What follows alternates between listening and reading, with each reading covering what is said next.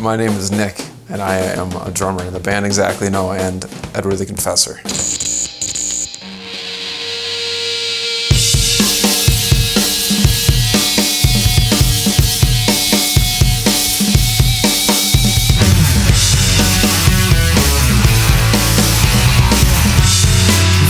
say it's the little things that kill.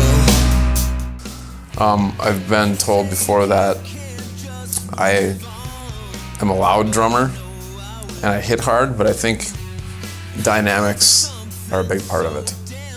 And that I'm a dynamic player, and that I, again, try to look at the whole thing from the top and how it fits and makes a whole thing, because I have a songwriter's mentality about it. I try to look at drum parts from how they work in a song as I've gotten older versus just jamming as many crazy things that my mind can come up with into a 3.5 minute section of things. And maybe that's because I'm not 20 anymore.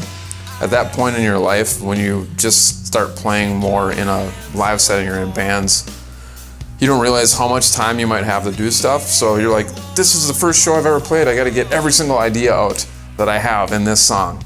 And you start to realize a lot of times that less is more. And if you don't do so much, when you do something, it has a much greater impact. Instead of having a swing this big, you have a swing this big.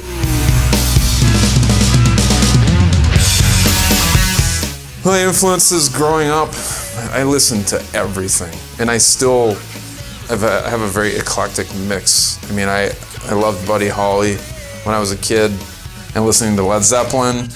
And I was probably 4 or 5, like putting that on the turntable and sitting in front of the old stereo and just watching the thing go round and round, all that stuff. So I listened to a lot of my mom and dad's records, and then I hit high school and started listening to all the mainstream grunge stuff, but then I got super into Sunny Day Real Estate and Hum and The Promise Ring, Dillinger 4 locally, and the whole local underground punk scene, so I kind of was all over the board. You do not need this fantasy. You do. Jason McGurr from Death Cab is one of my biggest influences as an adult player that I've seen in the last 10 years, because he made me start thinking about stuff differently. He started making me think about removing things or doing weird patterns that might sound like an electronic part in an actual song on an actual kit. Ian Prince, who's a local guy, he looks at stuff like other people don't hear it, and I still to this day can't figure that out. I mean, I still go back and look at my huge influences like William Goldsmith from Sunny Day Real Estate. He was one of the first guys that also made me look at all that stuff in a completely different light.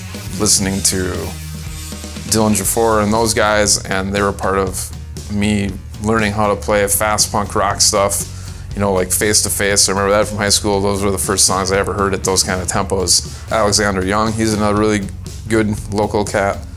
I fully credit tuning a snare drum really low to him, because that's like his thing, and I'd never thought about doing that before.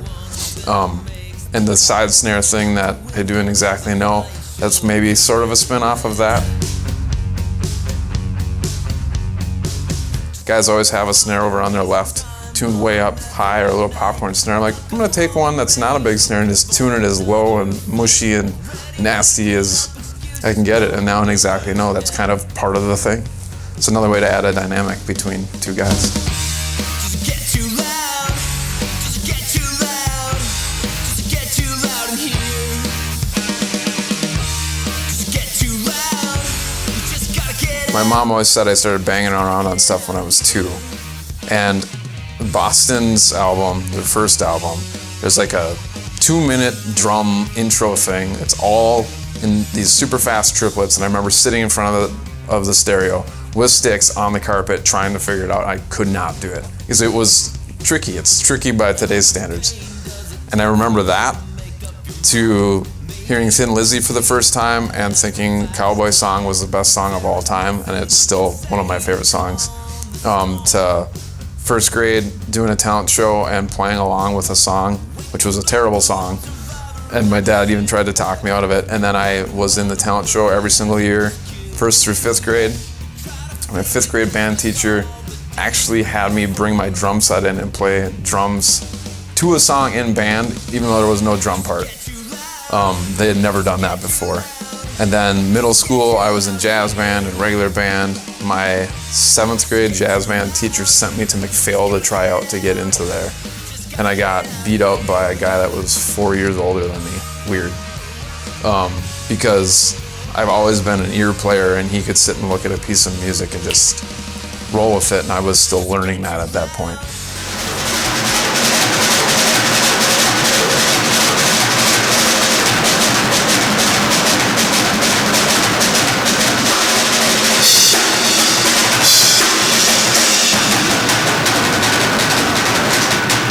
Eighth, 9th grade, I started playing in my first band, and that turned into another band that I played in from 10th grade to a couple different incarnations through high school, and then I've been playing in bands and recording and touring and all that stuff ever since then for the last, I don't want to name how many years.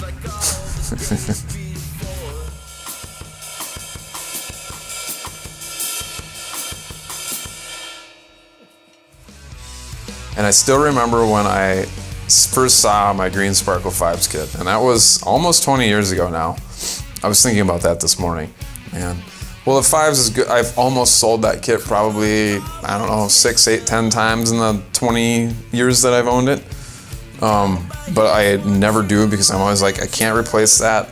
It holds a special place in my heart. That's like one of the few sentimental things I own, and that thing's been all over the place. It's been on the road a lot. And I know what it'll do when I play it, and I know how to get every sound I would want to out of it. I have that.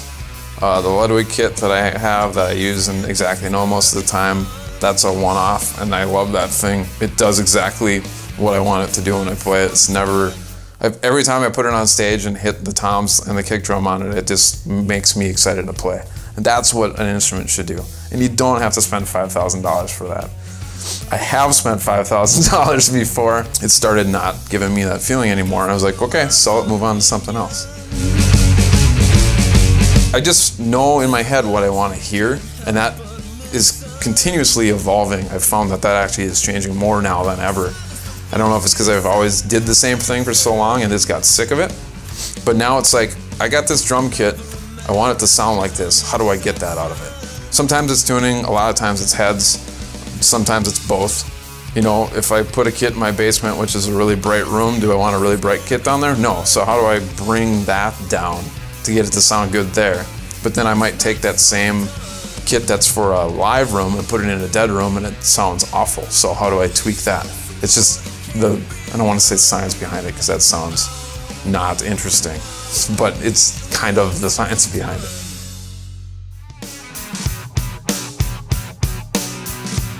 When I'm on stage, the thing I think of is I try not to think at all. I just try to get lost in the moment and not think about it at all. It's like the one part of my day or part of my life where I just kind of let everything else go and let it just be autopilot. And if the mix is good, and it actually doesn't even have to be a good mix, just if everything is audible. I just want to hear my kick drum and be able to hear the rest of the stuff. If the vibe feels right and I can get in that zone and get in that place where I'm not thinking of anything, because if I can lose myself in it and the rest of the band can lose themselves in it, people will pick up on that instinctively and enjoy the show. And it's hard to get to that spot always, especially in a shorter set, unless you've got an hour to play. But that's what I do it for. That's the payout for all the work.